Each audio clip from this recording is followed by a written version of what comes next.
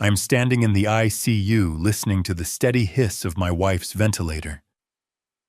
I called my daughter, desperately asking her to come and help, but she only replied, "I'm busy. Don't make a big deal out of it." I simply answered, "All right."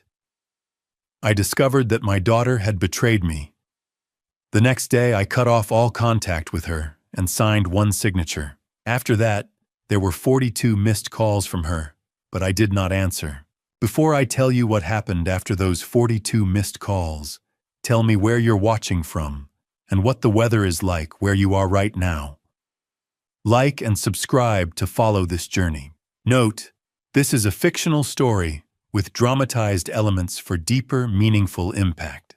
The smell of hospital-grade disinfectant usually suggests cleanliness, but at 9:47 p.m. in the Charlotte General ICU, it smells like a slow-motion car wreck and the end of my 40-year marriage. I sat there, Vance Sinclair, a 65-year-old retired bridge inspector, with eyes that have seen every structural crack in the state, staring at the double doors where they had taken Adeline. For 4 decades, my job was to find the rust in the steel and the rot in the concrete before the weight of the world brought the whole thing down. I never once thought to point my flashlight at the foundation of my own home. My hands felt like lead in my lap, heavy and useless. Adeline had been driving down Highway 74, a route we had taken 1,000 times, when the brakes on her sedan simply ceased to exist. The doctors called it a miracle that she was alive at all, but as I listened to the rhythmic hiss of the hospital ventilation, I felt only a crushing, hollow guilt. I should have been the one in that car. I should have heard the squeal of the pads or felt the softness in the pedal. Instead, I was at the hardware store buying mulch while my wife was careening toward a concrete pylon. It was a structural failure I should have predicted. But even more disturbing than the mechanical collapse was the silence from my own blood. I looked at my phone again. No missed calls, no texts. Eloise Sinclair Madden, our 34-year-old daughter who runs a high-end design firm and always has her phone glued to her palm, was missing in action. She was choosing to stay away, while her mother's chest was being cracked open by a surgical team. Have you ever felt a bridge give way beneath your feet? It is not the falling that kills you. It is the realization that what you trusted to be solid was actually made of dust. I hit the call button for the 4th time, my thumb trembling against the glass. This time the line clicked open. There was no warmth, no frantic questions about her mother's vitals. Just the sound of a distant party and a heavy, exasperated sigh. "Dad, I told you I am exhausted," she said, her voice sounding like a sheet of ice. "I am in the middle of something important, and I really do not need the drama right now. I'll check in tomorrow if I have time. Good night." Before I could tell her that Adeline might not see the sunrise, the line went dead. I stared at the screen, a cold lump of betrayal forming in my gut that no doctor could cut out. Nurse Joyce, a woman with weary eyes and a soft voice that suggested she had delivered too much bad news in her 40 years of service, approached me with a clipboard. "Mr. Sinclair, I am so sorry to interrupt, but we need to process the $15,000 surgical deposit for the neuro rehab transfer." I nodded, reaching for my wallet. I pulled out my primary credit card, the one I had used for every major purchase for 20 years. Declined. A simple word on a tiny screen. It was not just a card. It was my entire life's safety net. I tried my backup card with a forced smile. Declined. "That is impossible," I told her, my voice cracking.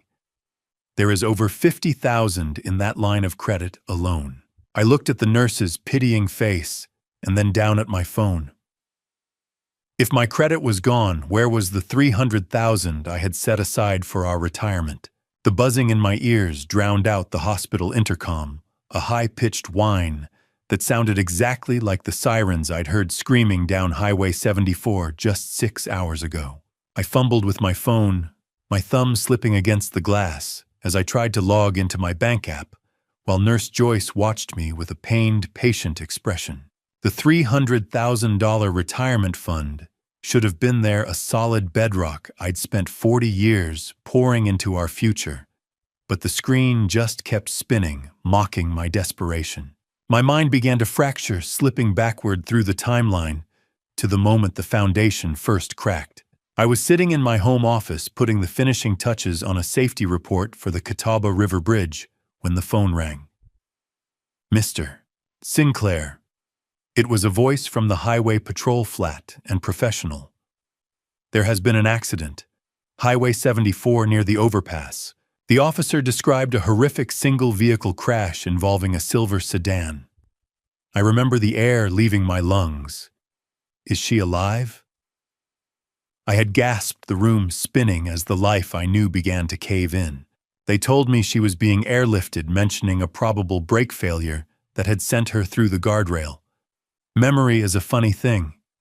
It doesn't come back as a story. It comes back as the smell of burning rubber and the taste of copper in the back of your throat.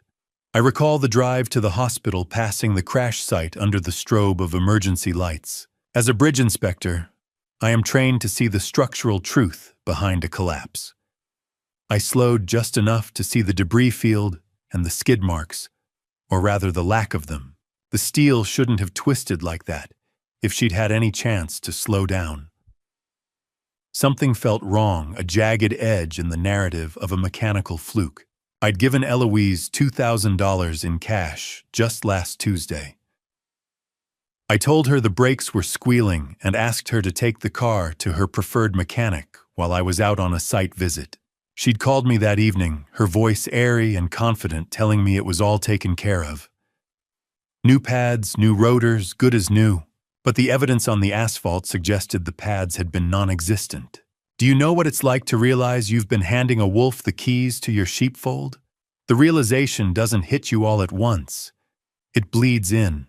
When I finally burst into the ER, I saw Adeline Sinclair, 63, lying beneath the pale blue hospital sheets. She was a retired librarian who always believed life followed a fair Dewey Decimal System. But now her life was being measured in the erratic peaks of a heart monitor. Dr. Leandros, a neurosurgeon with a face as sharp and precise as the scalpels he carried, stepped out of the trauma bay with blood on his scrubs. She has a massive subdural hematoma, Vance. We're going in now. I stood there paralyzed as the orderlies began to wheel her toward the elevators. I reached out, grabbing her bag to keep it safe, and her phone vibrated inside the side pocket. I pulled it out, my eyes blurring as I saw a message from Eloise sent an hour before the crash. Don't worry about the car, Mom. It's safe now. I stared at that text. It's safe now, as the elevator doors hissed shut on my wife. Safe or silenced. My hands started to shake, and it wasn't from the cold hospital air. Grief is supposed to be heavy, but betrayal is cold. So cold it makes your teeth ache in a room that's already freezing. I stood in the ICU hallway, clutching Adeline's phone, as if it were the only tether I had left to the woman who was currently being stitched back together behind heavy steel doors. My hands were still shaking, not from the climate control, but from the text I had just read. Safe. The word felt like a jagged piece of metal in my throat. I looked at the screen again, and my thumb hovered over Eloise's contact. I needed to hear her voice, needed her to explain why she would lie about the brakes. But as I went to call, the screen flashed with an incoming message. I am currently unavailable. Please contact my assistant for scheduling. It was an automated do not disturb reply. My own daughter had screened her mother's phone, placing a digital barrier between us, while Adeline's life hung by a surgical thread. It was 11 p.m. when I finally forced the line through calling, until the automated system broke. When Eloise finally answered, there was no fear in her voice, only a sharp, clinical irritation. Dad, I told you I have a designer showcase at 8 in the morning. She said, the words coming out clipped and professional. I've already had a long day, and I can't sacrifice my sleep for this overdramatic situation. It's not my problem right now. Good night. I stood there stunned into a silence so profound, I could hear the hum of the floor buffers 3 units away. Eloise, she's your mother. I managed to choke out. She's bleeding in her brain, but the line was already dead. Have you ever sat in a room full of people and felt like the only person left on earth? It's a silence that screams. By 2 a.m., the surgeon finally emerged to tell me Adeline was stable but comatose. I sat in a hard plastic chair in the corner of the waiting room, trying to steady my breathing. I whispered to the empty room. Just one more bridge to cross, Addie. We have the money. We're safe. I needed to believe that, needed to feel the weight of the $300,000 I'd spent 40 years securing. I pulled out my phone to check the bank app, planning to figure out why the cards were declined so I could settle the surgical deposit. I logged in, my eyes stinging from the blue light. The screen loaded slowly, the little circle spinning like a draining sink. When the numbers finally appeared, my heart stopped. The primary savings account, the bedrock of our retirement, showed exactly $8,100. I refreshed it. Then I refreshed it again. 0. That's the shape of my future. A perfect, hollow circle. The investment portfolio was a ghost town of empty line items. The checking account sat at a measly $3,000. I scrolled down, my vision blurring as I looked at the transaction history. My pulse hammered against my ribs, a structural warning of a total collapse. Where did it go? Where did it all go? I traced the lines of the most recent withdrawals, my finger trembling against the glass. The largest transfer, a 6-figure drain, had occurred at 9:00 p.m. tonight, while I was begging the doctors to save Adeline's life. The recipient's name wasn't a stranger or a hacker. The name on the transfer was Sinclair Madden Designs. My daughter hadn't just abandoned us. She was actively looting the body before it was even cold. I watched the dawn light crawl across the linoleum floor, like a slow-moving liquid, counting the seconds, until 8 a.m., when the ghosts in my bank account would have to answer for themselves. The hospital air felt thinner now, stripped of the temporary insulation that shock provides. My daughter had not just abandoned us. She had systematically dismantled the walls of the life Adeline and I had spent 4 decades building. At 8:15 a.m., my phone buzzed with an unknown number. Maria, a senior fraud investigator, with a voice as clipped and efficient as a ledger sheet, spoke to me from the bank's headquarters. She sounded cautious. Her words measured with the kind of professional distance that precedes a catastrophic report. Mr. Sinclair, we noticed a sequence of wire transfers over the last 18 months, she said. They were authorized under the durable power of attorney submitted in August of last year. A cold sweat broke across my neck. August, I asked, my voice barely a whisper. I haven't stepped foot in a bank with my daughter since 3 years ago. Maria cleared her throat. The records show the email address on the account was changed 18 months ago to an address I'd never seen, v.sinclair.records@gmail.com. It explained the silence, the lack of digital alerts, and why I never saw the digital paper trail as our life's work was funneled into an account registered to Sinclair Madden Designs. I felt a wave of nausea so strong I had to lean against the cold hospital wall. She didn't just take the money. She took my name. While I was on the line, Maria emailed me the PDF of the power of attorney. I opened it on my phone, my hands trembling as I scrolled through the pages. I saw my own name, my address, and a signature that looked hauntingly like my own, yet lacked the slight tremor I've developed in my 60s. A forged signature is like a hairline crack in a bridge's support beam. To a stranger, it looks solid. To an inspector like me, it's the sound of everything coming down. It wasn't just a scribble. It was a masterpiece of deception. I was interrupted by the surgical resident, a young man named Dr. Aris, whose white coat still held the crisp creases of someone who hadn't yet seen a family implode, waited for my answer with a clipboard in hand. We need to discuss the facility transfer, Mr. Sinclair, he said, his eyes scanning his charts. The specialized neuro rehab center requires a $15,000 deposit to secure a bed. Adeline's survival now depended on money I no longer possessed because of my own flesh and blood. How do you tell a doctor that you can't save your wife because your daughter decided she needed a new office floor more than her mother needed to breathe? I swallowed the bile rising in my throat. I'm having some issues with my accounts. I said the lie, feeling like ash in my mouth. Give me until this afternoon to coordinate the wire. Doctor. Aris nodded, though a flicker of concern crossed his face before he walked away toward the ICU. As the resident walked away, my phone pinged. A notification from the hospital's security gate app, a small detail Adeline had insisted on for my safety. A white Tesla had just pulled into the VIP lot. Eloise was here, and she was driving the car my retirement had paid for. The elevator indicator lights began their slow, rhythmic climb toward my floor. The elevator doors didn't just open. They slid apart with a hiss that sounded like a predator exhaling, revealing my daughter draped in $3,000 of Italian wool. I watched the numerical display go dark as she stepped out into the ICU waiting area, her heels clicking against the linoleum with a rhythm that felt like a hammer striking a nail. Eloise Sinclair Madden didn't look for me at first.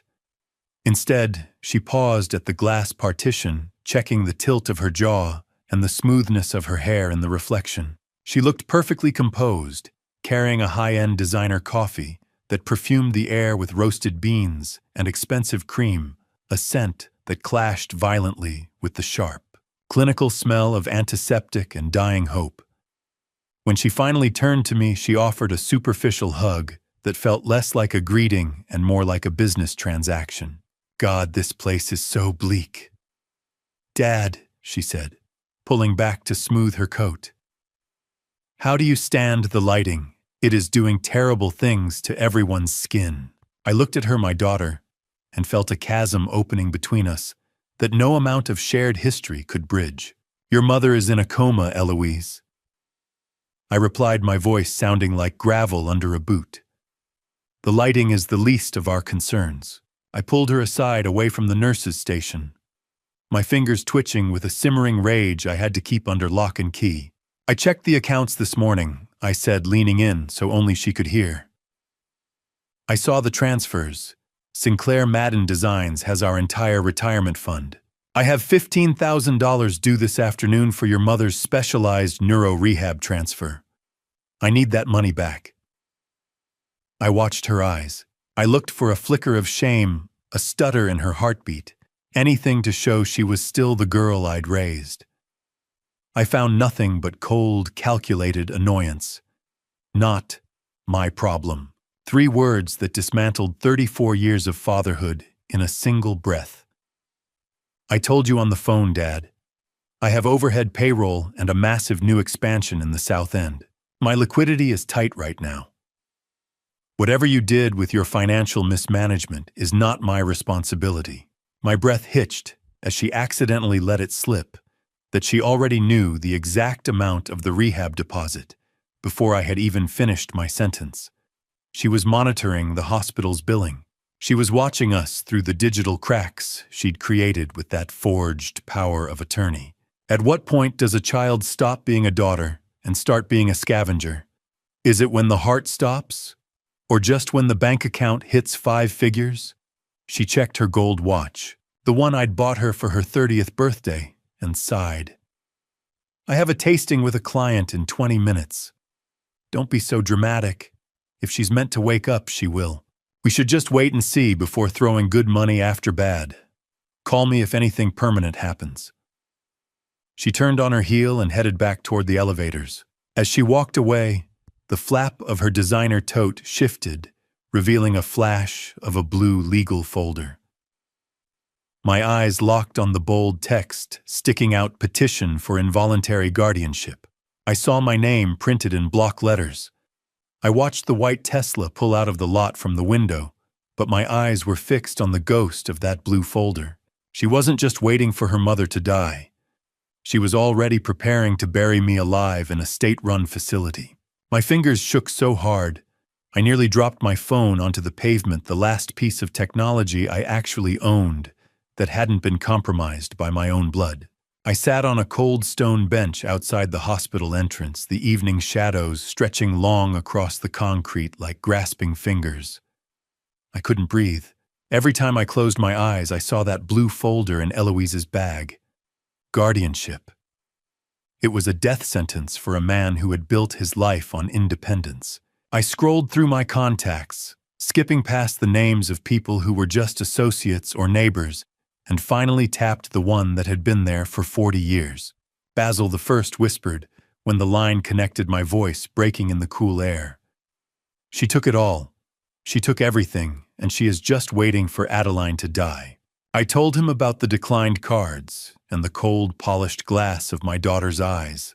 Basil Redmond, 72, arrived at the hospital with a thermos of black coffee and a heavy envelope of cash, the retired hardware store owner's grip, as firm as it was 40 years ago. He didn't offer empty platitudes or tell me that everything was going to be all right. Instead, he sat next to me and looked me square in the eye. "Stay right there, Vance," he had told me on the phone. "Don't say another word to her. I am 20 minutes out." He mentioned something that made the hair on my arms stand up. He'd seen Beckett Madden lurking around my house 3 weeks ago, long before the accident. The surveillance hadn't started yesterday. It was a planned invasion. Do you have that one friend, the one who doesn't tell you it's going to be okay, but instead gives you the shovel you need to bury your enemies? That was Basil. He led me into the hospital cafeteria, the smell of burnt coffee and floor wax thick in the air. He pushed a heavy, unmarked envelope across the table. "This isn't a loan, Vance. This is a war chest. Go pay that nurse so they don't move Adeline an inch." I looked inside and felt a weight pull at my chest. $20,000. It was heavier than the steel I'd inspected all my life. It was the weight of a second chance. I tried to push it back, telling him it was his entire emergency fund, his floor-safe stash. He just glared at me with that old merchant's fire. "Stop it. Use it, then start thinking." He leaned in, his voice dropping to a low growl. "You have spent 40 years finding the rust in the steel, Vance. Why are you letting your daughter hide the rot in your own house? Stop crying and start documenting. Every cent, every text, every lie. You need to look at this like an inspector, not a father." He told me he'd seen Eloise taking a large box of old files out of my workshop the night before the crash. She hadn't just stolen the money. She had cleared out the evidence. I gripped the envelope, the paper crinkling under my knuckles. Basil was right. I was done being a victim. I was going home to conduct the most important safety audit of my life. And God help Eloise if I found what I thought was missing. The grief was still there, a dull ache beneath my ribs. But for the first time since the brakes failed on Highway 74, it was being crowded out by something sharper, something unyielding. The front porch light flickered as I shoved my key into the lock, a rhythmic stutter that felt like a dying pulse in the house I'd called home for 30 years. I stood there for a moment, in the humid North Carolina twilight, the heavy envelope of Basil's cash pressed against my ribs like a protective plate of armor. I'd spent 40 years inspecting the integrity of steel spans. Yet as I stepped across the threshold, I realized I'd let the foundation of my own life be eaten away by rust I refused to see. The house didn't smell like Adeline's lavender sachets anymore. It smelled of stale air and a cloying, expensive perfume that didn't belong to my wife. I moved through the foyer, my internal sensors screaming. A stack of mail on the console had been shifted 3 inches to the left. The fine layer of dust on my antique roll-top desk had been disturbed by fingers much smaller than mine. I whispered to the walls, "What did you let her take?"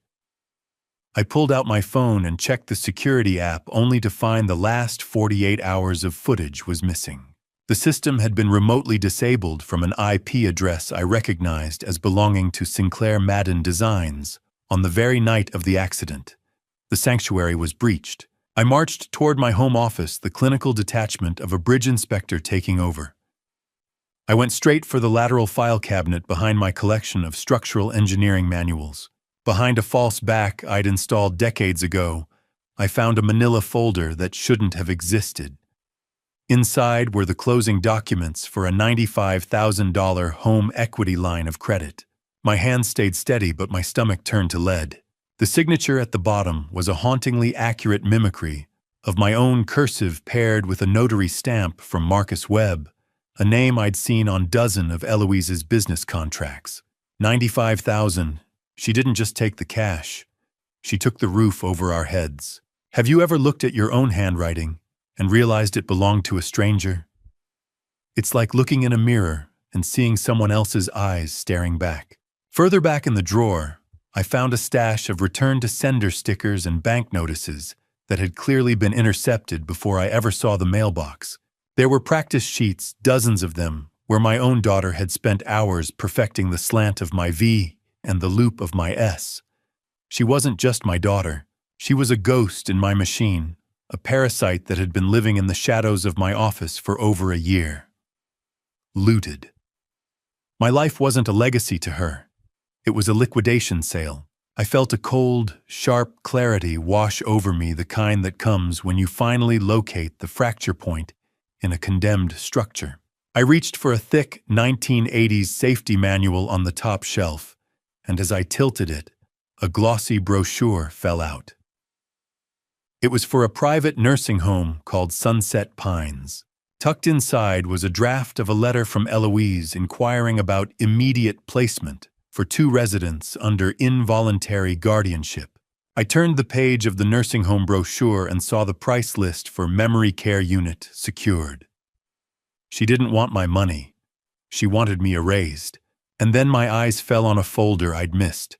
A folder labeled simply Adeline's Policy. I didn't just open the files. I performed an autopsy on my own bank account, following the blood trail of my life savings into the cold belly of Eloise's high-end lifestyle.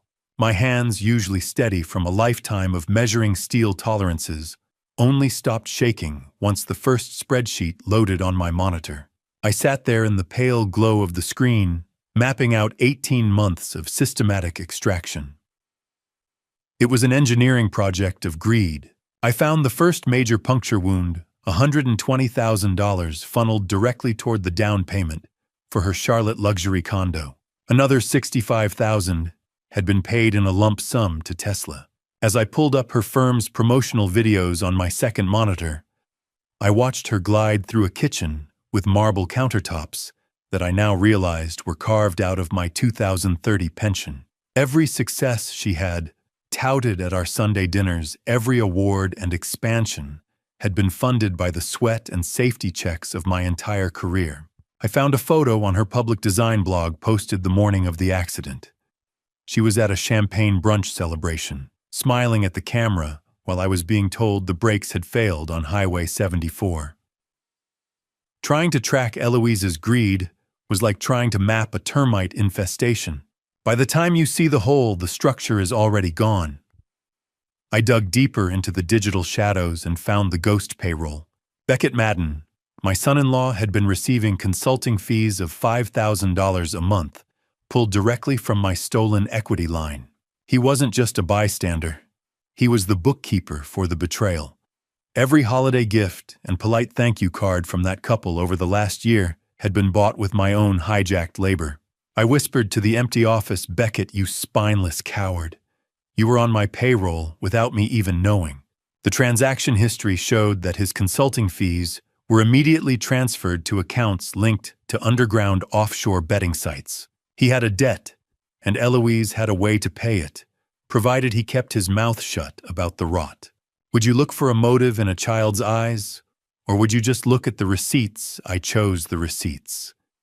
They don't lie like daughters do. Then I found the fatal deadline. There was an urgent failed transfer attempt from the day before the crash. Eloise had tried to move $150,000 for a commercial lease deposit in the South End, a deal that was being rescinded in 48 hours. The bank had finally flagged it, requiring a second verbal authorization from me that she couldn't forge over a keyboard.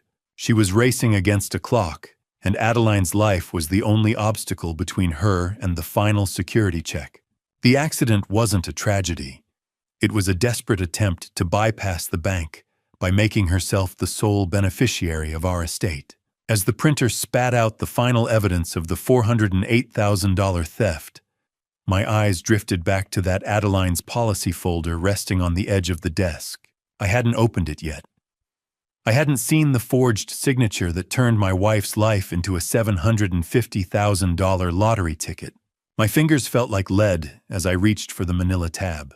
I pulled the folder toward me, the manila cover feeling like lead, knowing that inside lay the price tag Eloise had placed on her mother's pulse. My desk lamp hummed in the midnight silence of the house, a solitary light illuminating the wreckage of a life I thought I knew.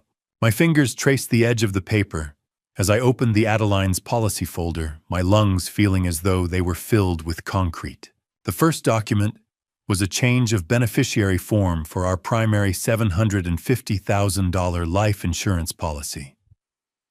It was dated November 18th, 2024. I stared at the lines where my name had been systematically removed and replaced by Eloise Sinclair Madden as the sole recipient. The notary stamp at the bottom was the same one used on the forged power of attorney. This wasn't an impulse born of a recent financial crisis. This was a year-long engineering project, a structural setup for a massive payday that required my wife to be a memory. $750,000. That's what a mother is worth to you, Eloise. I found a second secret policy beneath the first one taken out in Adeline's name without either of us ever being notified. The total value of her death was now well over $1 million. 3 weeks. That's how long she let her mother drive a ticking time bomb. Every morning she kissed her cheek and waited for the explosion. I turned my attention to a printout from a local mechanic's online portal I'd found tucked in the back. It listed an appointment for a full brake system replacement on Adeline's silver sedan, scheduled for August 13th, 2025. Right below it was the digital cancellation timestamp from only 3 hours later, initiated by a user ID linked to Eloise's business email. The weight of the $2,000 in cash I had given her felt like a physical burn in my pocket. I had paid for the repair. I gave her the money to keep Adeline safe, and she used it to sign her death warrant. She didn't just ignore the problem. She actively made sure the safety net was removed. How do you reconcile the daughter who used to hold your hand at the zoo with the woman who calculated the velocity needed for a fatal impact? You don't. You stop being a father, and you start being a witness. As a bridge inspector, I know that no skid marks on an accident report usually means the pilot never had a chance. I cross-referenced the cancellation with the Highway 74 police report. Eloise hadn't just hoped for an accident. She had engineered the failure knowing Adeline's daily route and the exact moment those thinned, metal-on-metal pads would finally give way on the descent near the overpass. This isn't theft anymore. This is a murder conspiracy. Hidden in the very back of the folder was a printout of a Google search history from her firm's computer. The phrases stared back at me in cold, digital ink. How to simulate brake failure and Charlotte General Hospital DNR policy.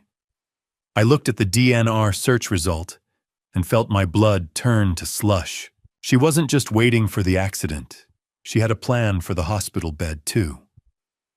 I reached for my phone, my hand finally steady with an icy, unwavering resolve. It was time to call the one person who could turn this paper trail into a prison cell. I didn't walk into the law firm. I marched into it with the heavy, rhythmic gait of a man who spent 40 years ensuring bridges didn't collapse, carrying a briefcase that contained the wreckage of my own family.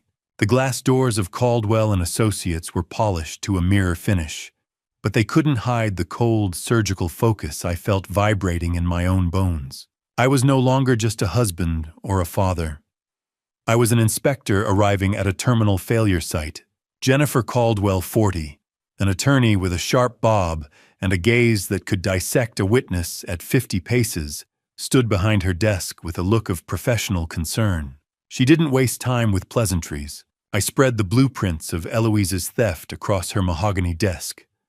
The forged HELOC, the drained retirement statements, and the life insurance beneficiary changes that turned my wife's heartbeat into a countdown for a payday.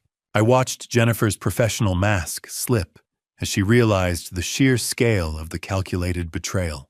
She had seen children steal from their parents before, but she told me she had never seen a child plan their mother's funeral while the woman was still healthy enough to drive. I sat there unwavering and told her the truth she was already seeing. Eloise didn't just want the money, she wanted us gone. Detective West reveals that Eloise's business, Sinclair Madden Designs, was already under a quiet investigation for tax evasion, and my evidence was the final piece they needed to bring the whole structure down. Have you ever looked at a man whose job is to catch monsters and seen him flinch? That's when you know your own blood has crossed a line no one should ever touch. Detective Anthony West, 50, a man whose suit looked as tired as his eyes, but whose handshake held the weight of 20 years in the Financial Crimes Division, entered the room with a heavy notebook. He grew quiet as I presented the mechanical smoking gun, the logs showing Eloise had canceled the brake repairs I had already paid for. He looked at the search history for simulating brake failure, and then back at me. "This isn't just a paper trail anymore, Vance," he whispered. "This is a crime scene with a pulse." We were moving beyond financial abuse and into the territory of attempted first-degree murder. The air in the room felt thick, pressurized like a deep-sea cable about to snap. West and Caldwell outlined the initial charges: elder financial abuse, 3 counts of forgery theft by swindle insurance fraud, and conspiracy to commit murder. 7 felonies. 1 for every year I spent teaching her how to ride a bike, how to drive, how to be a person. What a waste of a life.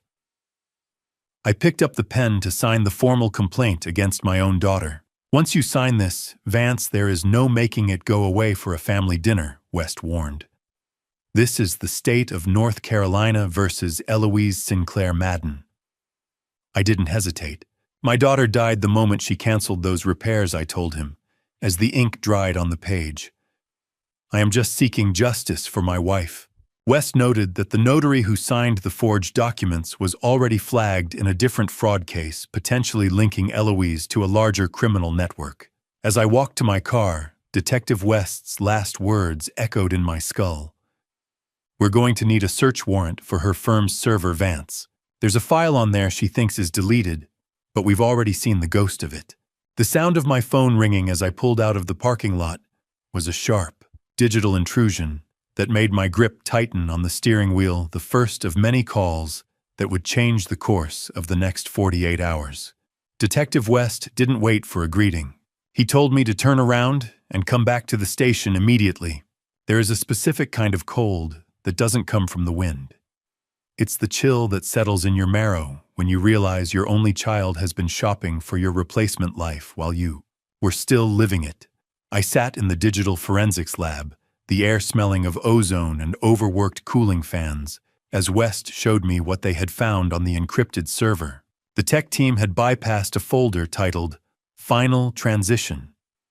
It was a blueprint for an erasure.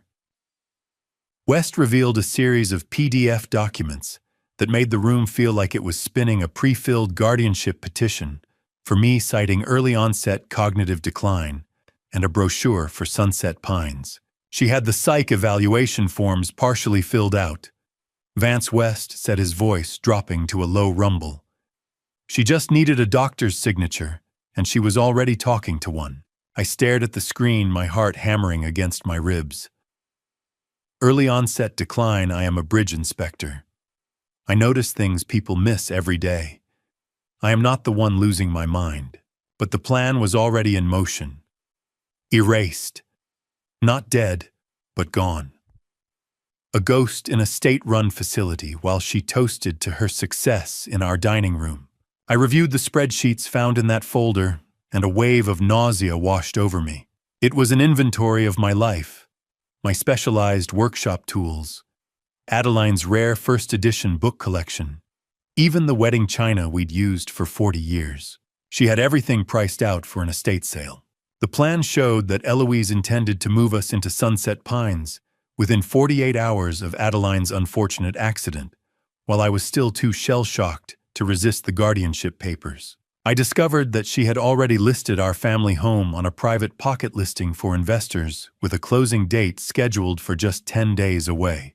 She didn't just want the house. She wanted to sell the memory of us. A home isn't just four walls. It's a structural support for the soul. Eloise was pulling the beams out one by one, waiting for the roof to crush us. I looked up Sunset Pines on my phone while West continued the briefing. The reviews were a horror story of neglect and locked wards. This place. It is a prison for the old, I whispered. She wanted to lock us away in a room with a view of a brick wall. West nodded grimly. She wanted to erase the evidence of where she came from, Vance. It is time to show her we are still here. The psych eval document wasn't just a draft. It had been falsified with a forged signature from a local clinic where Eloise did a design project, making the guardianship process look dangerously imminent. I looked at that forged report and felt a new kind of fear. She wasn't just stealing our money. She was setting a trap that would strip me of my legal right to even speak. And then West's phone buzzed with an incoming text from the lab. Vance, they just decrypted the private messages. You need to hear this. How long does it take for a father to become a stranger in the fluorescent hum of a digital forensics lab? I realized it takes exactly the amount of time it takes to read a price list for your own institutionalization. I stood in the lab processing the Sunset Pines documents, while Detective West worked on a second terminal, his keyboard clicking like a rapid-fire pulse. For decades, I had been the man people called to ensure structures could withstand the relentless pressure of time and gravity. I had inspected every bolt and cable of the most complex spans in the state, yet I had been completely blind to the rust eating through the foundation of my own home. I realized now that Eloise didn't just want the assets. She wasn't just after the house or the savings. She wanted to remove the witnesses of her past, so she could reinvent herself as a self-made success story. A woman who rose from nothing, instead of a woman who was carried on the shoulders of parents she eventually liquidated. She was trying to burn the blueprints of who I am. I said, my voice barely audible over the cooling fans. West paused, looking at me with a grim, knowing sympathy. We're seeing this more often, Vance. Predatory heirs don't want a family. They want a trust fund. They see people as obstacles to be managed or deleted. A conspiracy isn't a single explosion. It's thousands of tiny termites eating the floorboards until you fall through into the basement. I found a to-do list in the server files that made my stomach lurch. Cancel Adeline's supplemental insurance was checked off the day before the crash. She was ensuring the hospital bills would drain the estate even faster, leaving us even more vulnerable. West pointed out a recurring name in the final transition folder, Marcus Webb. I recognized it immediately. He was the corrupt notary who worked exclusively for the high-end real estate developers Eloise designed for. Marcus Webb. He is the one who stamped the haylock. I said, the clarity of the situation feeling like a sheet of ice. He has been on her payroll for years. West nodded, making a note. We'll pick him up too. Forgery at this level carries a mandatory minimum. He won't hold out long once he sees the paper trail we have. Recorded.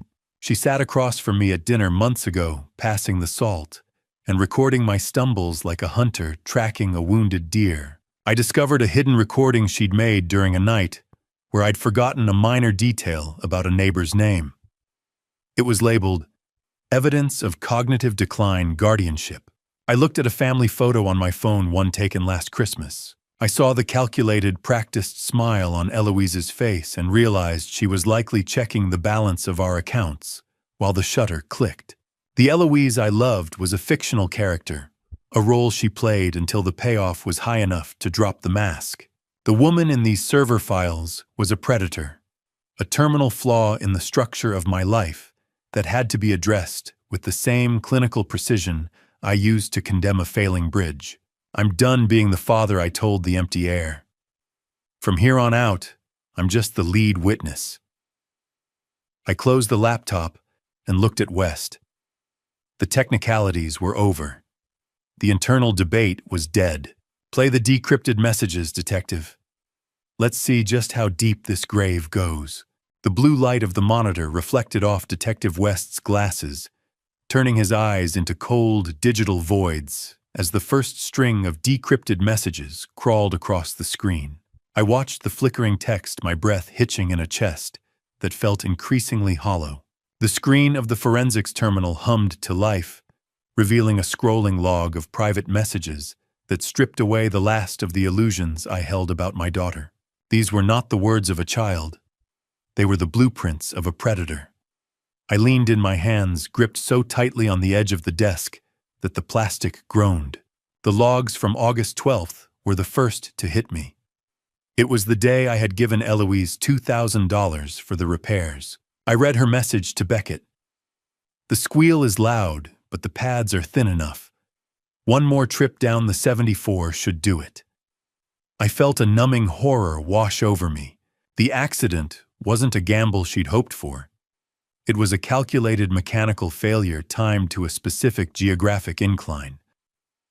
She knew. She heard those brakes screaming for help, and she just waited for the laws of physics to do her dirty work. "It's right here," Vance West said, his voice dropping an octave as he pointed at the timestamps. One more trip. That is premeditation. The twist in my gut worsened as I saw that Beckett wasn't just a bystander. He was the one who physically called the shop to cancel the appointment at Eloise's direct request. Liability. My wife wasn't a woman to them. She was a line item on a spreadsheet that needed to be zeroed out. The log jumped to the night of the crash, September 4th.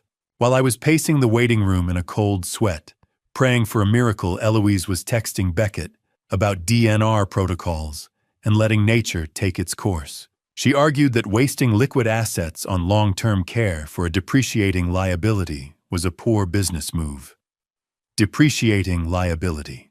Is that what 34 years of motherly love gets you? She was coaching Beckett on how to convince me to sign the papers, Vance West whispered. How do you breathe when you realize the person you taught to walk was just waiting for you to fall so they could pick your pockets? The forensic hammer came down with a final message sent on. September 5th, shortly before she arrived at the hospital in that white Tesla. She told Beckett to keep the car in the garage and act stressed so I wouldn't suspect a thing. But the darkest part was her backup plan. She'd already looked into alternative home health accidents involving Adeline's medication if the brakes had held. "We have enough," West said, standing up with an icy finality. "This is attempted first-degree murder for financial gain." I looked at the scrolling evidence of a soul that had rotted long ago. "Do it," I replied, my voice as hard as the steel I once inspected. "Arrest them. Both of them." West closed the laptop and stood up. The light of the screen still burned into my retinas. "Get some sleep, Vance," he said softly. "The tactical team meets at 0500. By 0600, your daughter will be in handcuffs." I stood up, my joints feeling like rusted hinges, and walked out of the lab. The world was cold, but the path ahead was finally clear. The pre-dawn air in Charlotte was thick and humid, but as the first blue and red lights cut through the mist at 5:58 a.m., I felt a winter chill settle into my bones that no North Carolina summer could ever melt. I sat in the darkness of my parked sedan half a block away from the gleaming glass tower where my daughter slept in luxury bought with my sweat. I watched from the shadows as a tactical team in muted black gear moved with silent predatory precision toward the lobby of the condo complex. There were no sirens yet. I saw the muffled thud of a battering ram against a side entrance, a dull vibration that reached me through the pavement, followed shortly by the sharp, distant shattering of glass. It was a strange irony to sit there knowing I had paid for the very high-end security system the police were currently bypassing with a steel bar. I whispered to the dashboard structural failure Eloise. It always starts at the base. As the first floor was secured, the elevators were locked down, and I knew the team was climbing toward the penthouse. My hands were steady on the wheel, my mind performing a cold, mechanical audit of the collapse. I saw Eloise trying to play her last card when the officers reached her door. According to the radio chatter West had let me monitor, she actually tried to bribe the arresting officer with the very HELOC funds she had stolen from me, entirely unaware that the account had been frozen for hours. The arrogance of the move was the final structural crack. Orange. It was a far cry from the Italian wool she had worn yesterday, the color of a warning sign, the color of the end. By 6:15 a.m., the lobby doors swung open again. Eloise and Beckett were marched out into the humid morning in their silk pajamas, their hands zip-tied behind their backs. Eloise was screaming her voice, a shrill, jagged thing that cut through the quiet neighborhood. She was shouting about her lawyers and her reputation.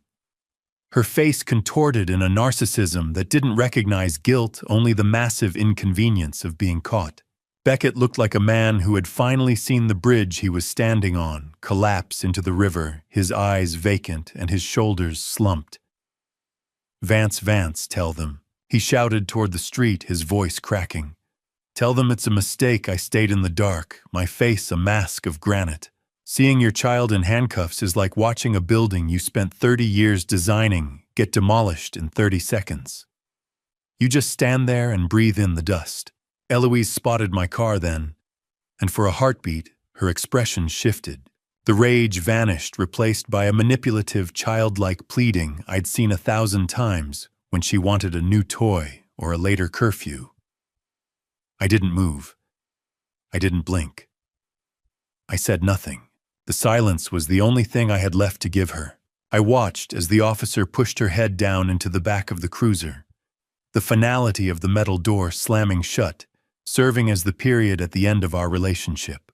As the police began to clear the scene, an officer walked over to my car and tapped on the glass. He held out a small evidence bag containing a gold band Adeline had worn for 40 years. Eloise had already listed it for sale on a luxury consignment site. She had been pawning our past while the blood was still wet on the highway. A house without a wife is lonely, but a house without the daughter you thought you raised is a hollowed-out shell echoing with the ghosts of every lie ever told over Sunday dinner. I stepped into the foyer of my home in Matthews, North Carolina, feeling the unnatural stillness of the air. The weight of Adeline's wedding ring was a small, cold gravity in my pocket, until I placed it gently on her bedside table right next to the hand lotion she used every night. I walked through the rooms, tracing the structural integrity of a family that I now realized had been riddled with dry rot for years. I had spent my career looking for fractures in steel and concrete, yet I had been a blind man in my own hallways. The childhood photos of Eloise on the mantel, the gap-toothed grins, the soccer trophies, the graduation gown no longer looked like milestones of growth. They looked like the early stages of a long con. I felt a sudden urge to check the foundation of the house itself. As I knelt in the kitchen to inspect the baseboards, I noticed a tiny black plastic tab adhered under the edge of the oak table. I pulled it free, realizing with a sick lurch that it was a high-sensitivity recording device. She hadn't just been stealing our money. She had been a squatter in our private conversations for months, listening to us while we ate our breakfast. You weren't just a daughter, I whispered to the empty chairs. You were a parasite. At 5:47 p.m., the landline began to chirp. It was a relic I kept only for emergencies, a hardwired connection to a world that didn't rely on cell towers. The caller ID display flashed with 4 words that made my blood turn to ice. Mecklenburg County Jail. Ring. A sound that used to mean a child was checking in. Now it is just the rhythmic clanging of a prison door. An automated voice informed me of a collect call from an inmate. Press 1 to accept, the recording droned.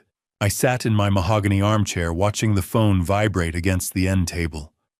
Not today, I thought, my hands resting steady on my knees. Not ever again. I let the silence return, but it was short-lived.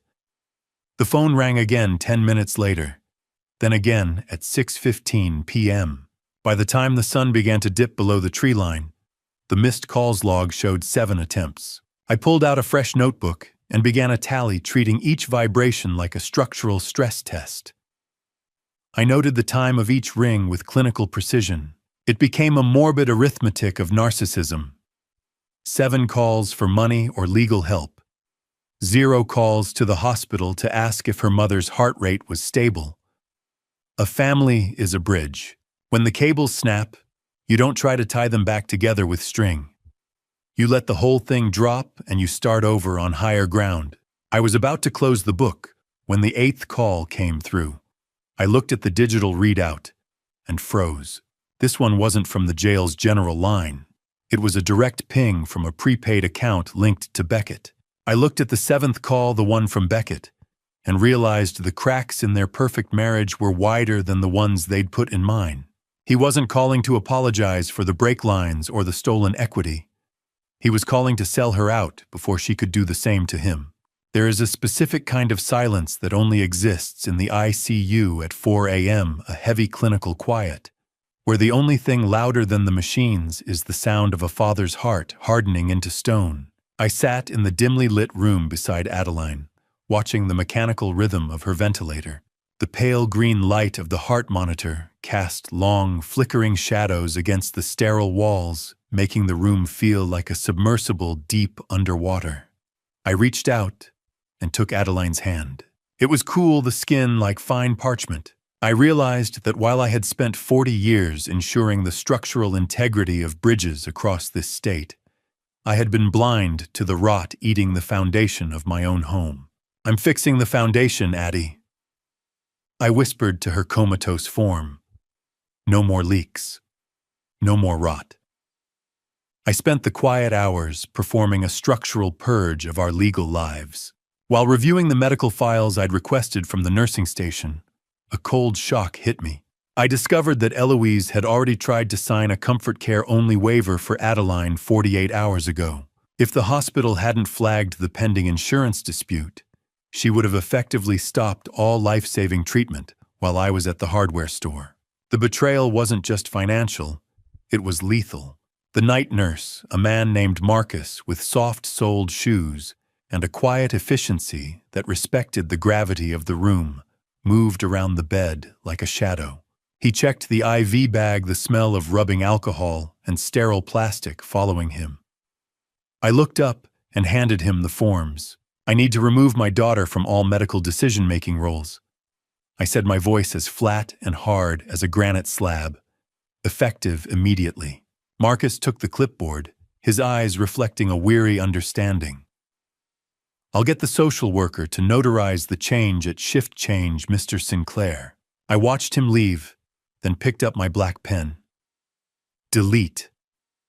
A 6-letter word that carries more weight than 1,000 apologies.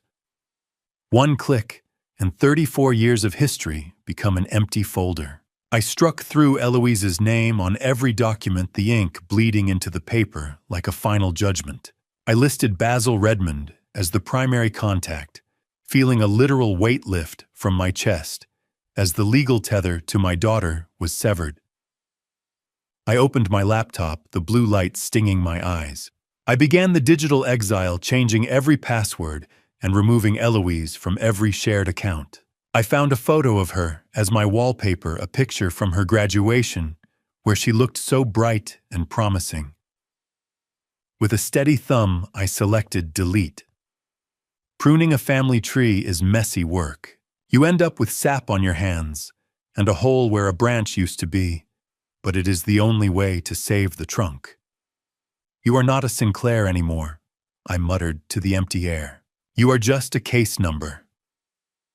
As I finished the final purge, I found an old handwritten emergency plan in Adeline's purse that she'd written years ago. Her shaky script from 3 years ago stated clearly that she never wanted Eloise to have control over her care. I looked at the note and realized I wasn't the only one she had been hiding things from. She knew. And as the sun began to rise over Charlotte, the hospital doors opened for my attorney with news of the arraignment.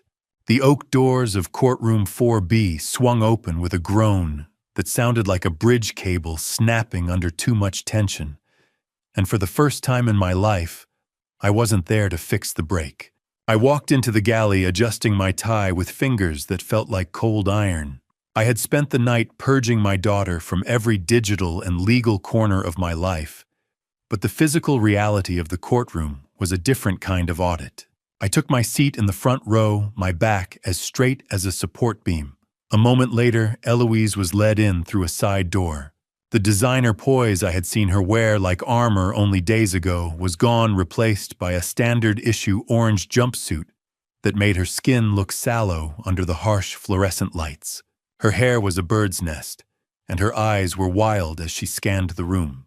When she locked eyes with me, she immediately attempted a look of tearful innocence, her lip trembling in that rehearsed way she'd used since she was 6. I met her gaze with the clinical, unblinking focus of a bridge inspector assessing a condemned structure. I offered no comfort, no recognition. "Daddy, please," she mouthed the words, silent behind the glass partition. I whispered to the empty seat beside me where Adeline should have been sitting. "The inspection is over. Judge Miller." A man with silver hair and a reputation for being as unyielding as the granite of the courthouse steps, looked down from the bench with zero patience for theatricality. Prosecutor Rachel, a woman who carried her case files like a loaded weapon, stood ready to dismantle the Sinclair Madden defense. She began reading the 7 felony counts, her voice echoing in the deathly silent room. The details of the final transition plan and the canceled brake repairs spilled out into the public record like toxic waste. Guilty. Not the verdict, but the weight of the air in the room. You could smell it on her stale fear and expensive perfume. Eloise's defense attorney tried to argue for a personal recognizance bond, citing her status in the community, but the floor fell out from under them mid-hearing. The attorney asked to be recused, stating that the retainers had been paid with stolen funds that the state had already clawed back. Is it possible to feel sorry for a wolf that finally got caught in the trap it set for its own pack? I looked for that pity in my chest and found only an empty, echoing hallway. Judge Miller leaned forward, his gaze piercing. "The state requests a high bond, and this court agrees. Bail is set at $750,000. Cash or surety." The irony hit the room like a physical blow. It was the precise value of Adeline's life insurance policy.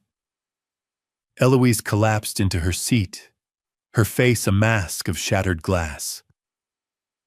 "I don't have that, Dad. Tell them," she shrieked as the bailiffs moved in. I didn't wait for the gavel to hit the sound block.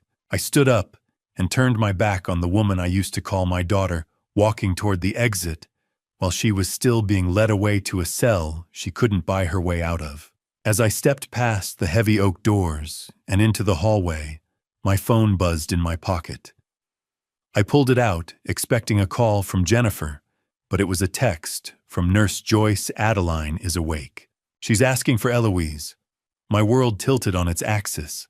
I burst through the ICU doors, still smelling of the courthouse stale coffee and cold justice, only to find the one thing I wasn't prepared for: the light finally returning to Adeline's eyes. My tires had shrieked against the asphalt of the parking lot as I raced back to Charlotte General. My mind, a blurring collision of the orange jumpsuit I'd just left behind and the woman I'd prayed to see wake for weeks. When I reached her bedside, she was propped up against the pillows, her face pale, but her gaze focused. "Vance," she asked, her voice a thin, raspy thread that snagged on my heart. "Why is it so bright in here? Where is Eloise? She was supposed to meet me for lunch." She was talking about a lunch from 7 months ago. I reached for her hand, my skin feeling rough and calloused against hers, which still carried the faint scent of hospital soap and antiseptic. "Addie, take it slow," I whispered, trying to keep my voice from cracking like sun-baked timber. You have been asleep for a while." She looked at me with a confused, soft smile, then mentioned that she'd secretly given Eloise a second set of keys to my private workshop back in the spring. She thought it would help us bond over my old blueprints. The revelation was a fresh puncture wound. Eloise hadn't broken into my files she'd been invited in by the very woman she intended to kill. Amnesia isn't a blank slate. It's a structural bypass. Her mind had built a bridge over the truth because the truth was a drop too steep to survive. "Doctor," Aris stepped into the room, his expression a mixture of professional triumph and clinical caution. He explained the retrograde amnesia, the lost months, that coincidentally covered every moment of Eloise's escalating theft.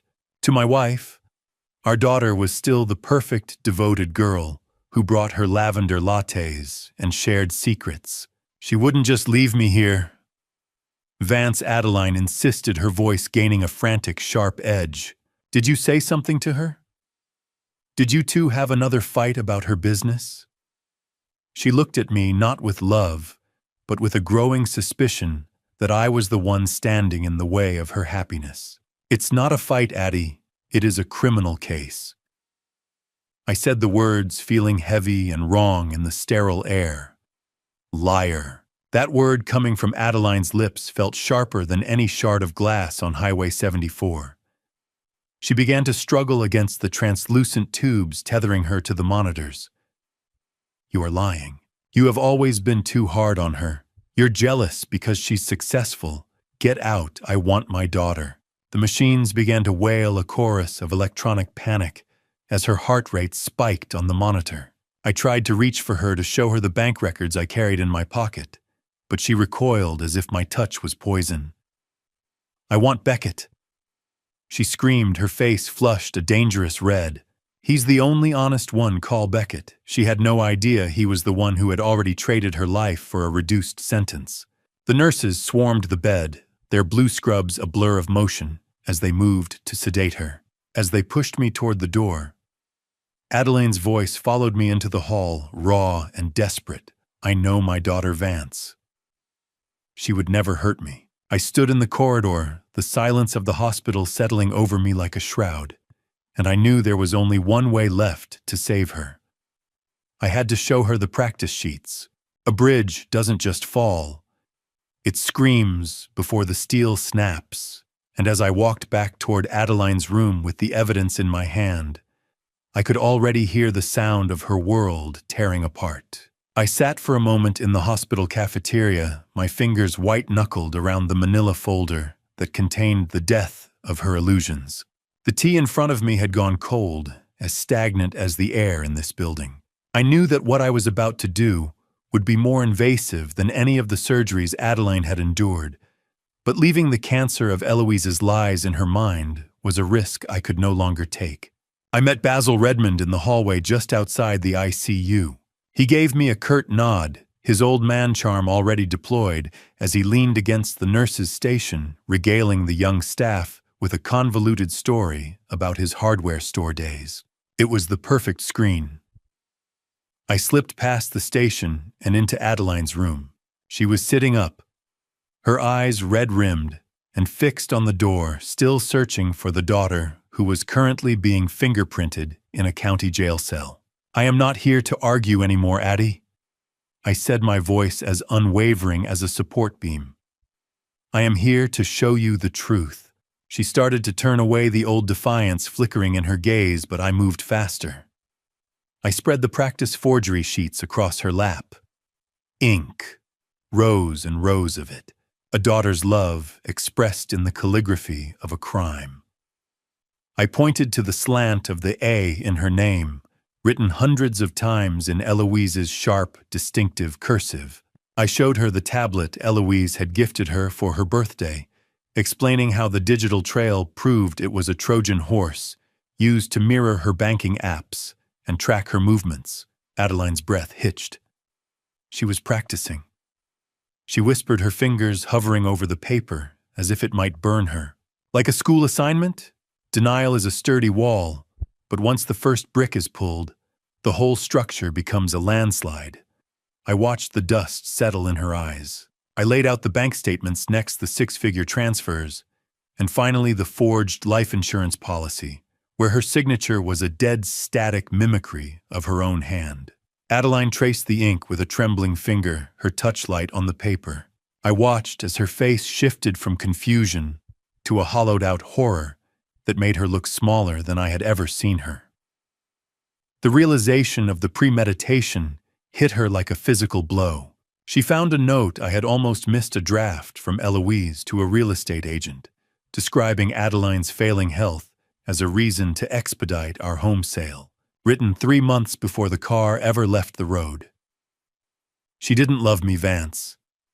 She whispered, her voice like the sound of dry leaves skittering across pavement. She was just waiting for me to be worth more dead than alive. She didn't scream or fight this time. She simply began to shake, a silent structural collapse that signaled the end of our family as we knew it. Adeline pushed the papers away, her face a mask of gray stone. "Call the attorney, Vance," she whispered. "I want to sign the restraining order. And then, I want to hear the 40-second call." I took her hand, the weight of the truth finally shared, and felt the first cold breeze of a winter that would never end. The phone didn't just ring. It screamed a high-pitched digital demand that sliced through the midnight silence of a house that finally knew the truth. I stood in my dark kitchen, the only light coming from the glowing rectangle on the counter. The caller ID read Mecklenburg County Jail. I stared at it, my pulse steady for the first time in weeks. I thought about the 41 calls I had ignored, while Adeline was fighting for her breath in the ICU. I remembered the coldness of the hospital bills and the surgical precision of the forged signatures I'd found in my own office. This wasn't just a phone call.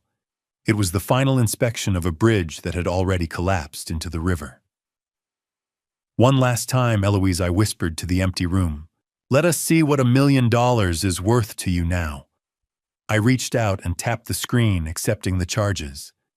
"Dad, oh thank God." Her voice was frantic, stripped of every ounce of that designer poise she'd worn like a second skin. "You have to get me out of here, Vance.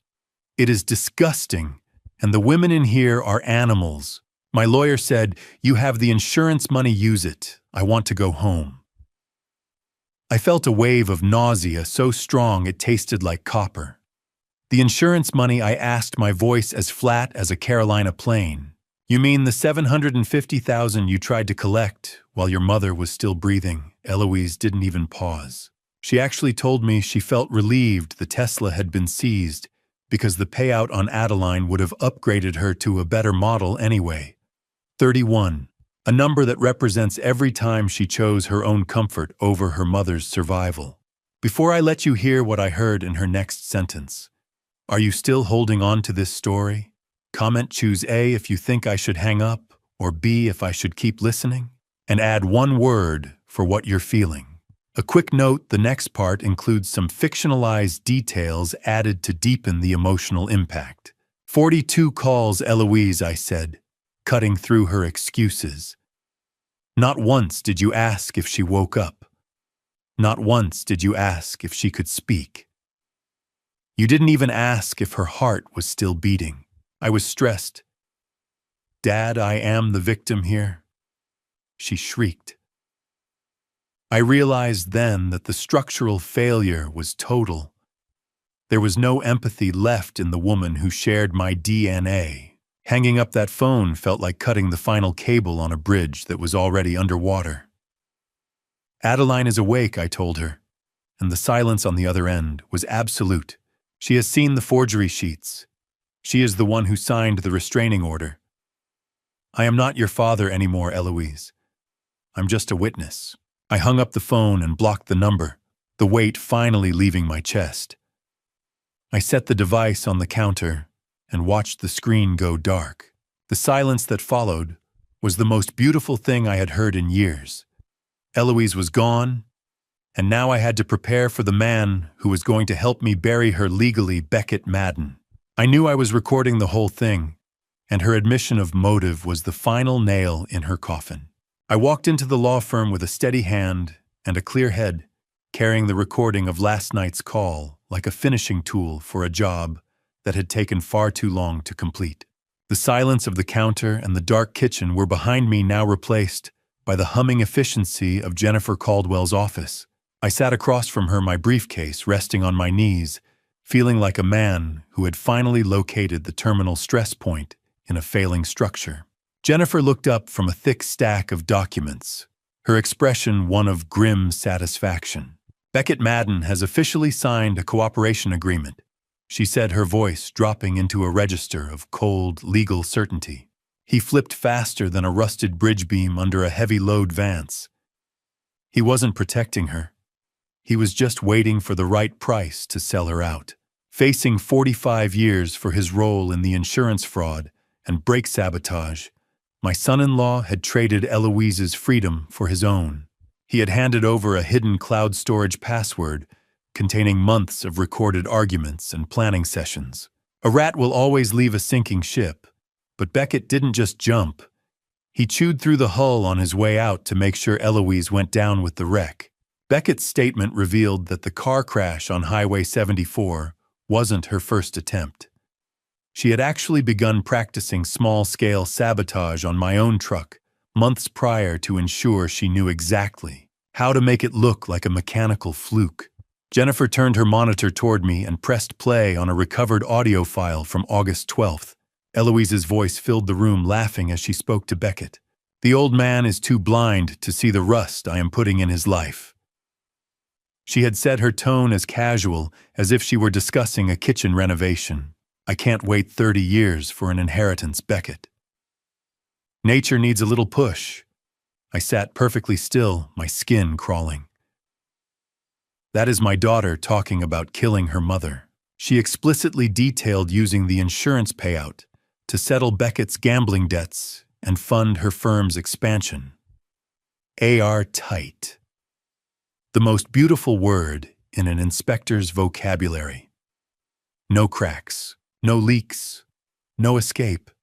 The attorney explained that this testimony, combined with the forensic recordings and the 42 call logs I had provided, made the case unwinnable for the defense. Eloise had even picked out a memorial garden for Adeline before the crash happened, using the design as a pitch to show prospective investors how her brand honored legacy. It was a level of sociopathic planning that exceeded even my darkest suspicions. "This is it," Vance Jennifer said, closing the file with a definitive thud. "We have the motive, the method, and now the confession." "Build the case," I replied, my voice as flat as a Carolina plane. "I want it airtight. I want her to never see the sun as a free woman again." I gave the formal approval to proceed to the grand jury, realizing the structural failure of her marriage was the one thing she hadn't accounted for in her blueprints of betrayal. I walked out of Jennifer's office and felt the first true breeze of the fall. The trap was set. The evidence was undeniable. But as I headed toward my car to tell Adeline the news, my phone buzzed with an alert from a private investigator Basil had hired on the side. I looked at the name on the screen and felt my heart skip a beat. The smell of roasting turkey used to be a warning sign in this house, a precursor to Eloise's complaints about the table setting or her subtle jabs at our modest lifestyle. But this year, the air just smelled like home. I stood in my kitchen in Matthews, North Carolina, watching the steam rise from a pot of mashed potatoes, feeling a quietude I hadn't known in decades. The frantic energy that used to accompany her arrival was gone, replaced by a steady, rhythmic peace. Adeline was beside me, walking with a cane now, but steady on her feet, her eyes bright and clear of the fog that had nearly claimed her. She was humming as she helped with the stuffing, her movements slow but deliberate. "You know, Vance, the silence doesn't feel lonely today," she said, pausing to look out the window at the autumn leaves. "It feels clean." I nodded, squeezing her shoulder. "It is the lack of friction, Addie. The bridge isn't vibrating anymore." Last year, Eloise had spent this day borrowing our credit card for a designer splurge, while claiming she was too busy to even set the table. This year, the house felt structurally lighter, freed from the weight of her terminal entitlement. Loose. That's how my chest felt for the first time in a decade. No tightness, no waiting for the next disaster to drop from her lips. Jennifer Caldwell had shared a disturbing update earlier. Eloise had attempted to send a Thanksgiving card from jail that was actually a coded message to hide secondary assets. Even behind bars, she was still trying to manage her blueprints of greed. By 2 p.m., our chosen family began to arrive. Basil Redmond walked in, first carrying a bottle of high-end cider and a grin that could light up a dark tunnel. Nurse Joyce, who had become a regular weekend visitor and a true confidant to Adeline, followed close behind. Jennifer Caldwell joined us shortly after shedding her attorney persona for the warmth of a friend. This new circle of loyalty stood in stark contrast to the transactional relationships Eloise had curated. Basil pulled me aside to mention the PI's findings. Eloise was currently trying to design her jail cell with contraband, apparently refusing to accept a reality that didn't involve silk and marble. Family isn't always a foundation you are born with. Sometimes it is a retrofit, adding new supports to an old house until it can finally stand on its own. We sat down in the dining room, the table filled with food and the sound of genuine laughter. I looked at the empty space where Eloise used to sit. I didn't feel grief, only a clinical sense of relief that the rot had finally been excised. I realized that while I had lost a daughter of blood, I had gained a village of steel. Adeline revealed she had spent the morning setting up a small trust fund for Joyce's children, using the first bit of our recovered funds to pay back the kindness that had saved her life. "We aren't looking back today," I said, raising my glass for a toast. "We are looking at who is at the table right now." As the laughter around the table rose, Jennifer leaned in and whispered to me, "Enjoy the peace, Vance. Tomorrow morning we start the mock trials. The prosecution is ready to play the 42 calls for the jury." I felt a chill, but I didn't shake. The foundation was set. I thought I had drained every drop of grief out of my system in that ICU waiting room. But as the courtroom doors locked with a heavy metallic click, I realized that some ghosts only scream when they're put on the public record. The harsh fluorescent lights of the prosecutor's office from the previous Monday were nothing compared to the cold, cavernous judgment of courtroom 1856. I sat in the front row of the gallery, my fingers intertwined so tightly they felt like a single piece of fused bone. The bailiff called the court to order, and the air in the room became pressurized, heavy with the weight of impending justice. Prosecutor Rachel stood with the posture of someone who had already seen the end of the world and survived it. She delivered a blistering opening statement, framing the case as a calculated assassination of family trust. She introduced the 42 calls motif, explaining how Eloise used the jail's communication system not to seek forgiveness, but to further her extortion. I watched my daughter at the defense table. She was dressed in a conservative navy suit, trying to mimic a professional persona that had long since rotted away. One of the early calls played during the opening revealed Eloise attempting to coach Beckett on how to accidentally delete our home office backup server while I was still at the hospital. She wasn't looking for a family, Rachel told the jury. She was looking for a payout. Detective West was called to the stand to authenticate the recordings. As the first 10 calls played, I felt a familiar nausea. Eloise's voice filled the room, not sobbing or broken, but demanding and shrill. She complained about the thread count of the jail blankets and the quality of the water. Vitamins. She was worried about her skin regimen and demanded Beckett find her designer supplements while the woman who gave her life was being kept alive by a machine. The contrast was so sharp, it felt like a blade. Have you ever heard your own voice break over a PA system? It sounds like the structural failure of a man's entire belief system broadcast in high definition. The prosecution saved the final set of calls for the end of the morning session. The courtroom fell into a pin-drop silence as my own recorded voice finally answered the 42nd attempt. The raw pain of that midnight confrontation echoed through the speakers, filling every corner of the room. "Did you ever ask if Mom was alive?" the speakers blared. "Did you ever ask if she could breathe?" Several jurors were visibly crying, wiping their eyes with crumpled tissues. "I'm not your father anymore. Goodbye, Eloise." The audio revealed a 30-second ghost call she tried to make to a private investigator to track my movements after I hung up, proving the hunt never stopped. As the audio died out, the lead juror looked directly at Eloise with a look of such visceral loathing that I knew the trial was already over in their minds. Her mask of composure finally shattered, not into tears, but into a scowl of pure narcissistic rage. She leaned over and whispered something into her lawyer's ear that made the man turn pale, his eyes darting toward me with a sudden sharp fear.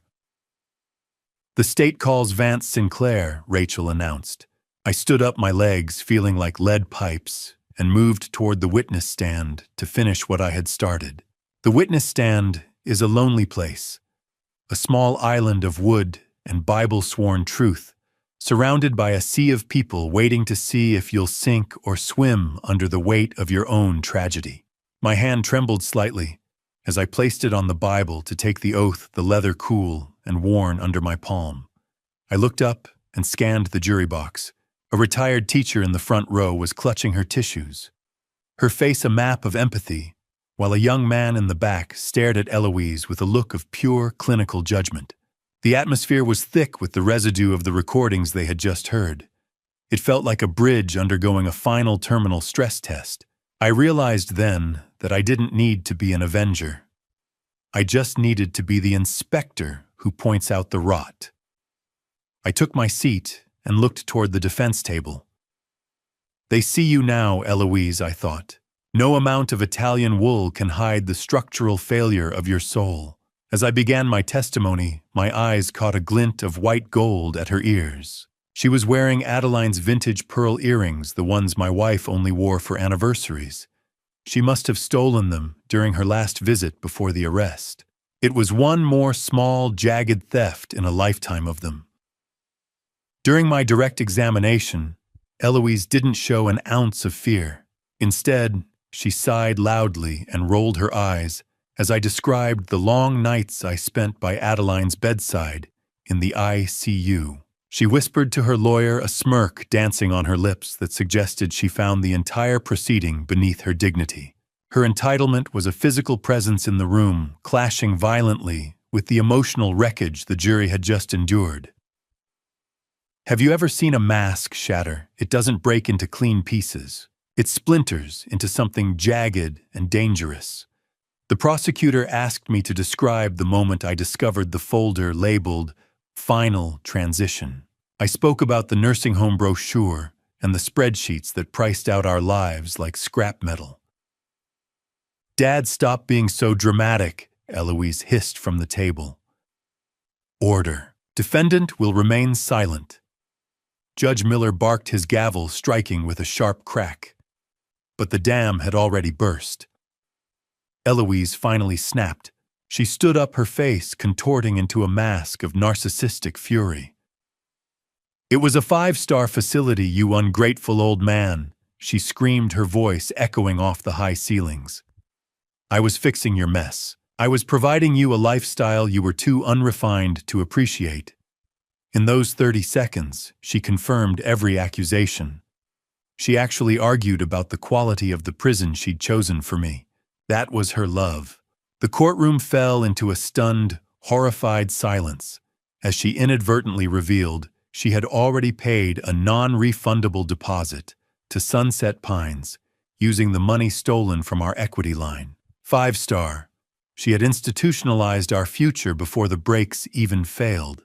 Eloise sank back into her chair, her chest heaving while the lead juror scribbled a single word on his notepad, in letters so large I could see the ink from the stand. The trial wasn't just a legal proceeding anymore. It was a sentencing. I sat there unwavering, watching the dust of her reputation settle. But then the defense attorney stood up for cross-examination, his expression shifting into a shark-like grin.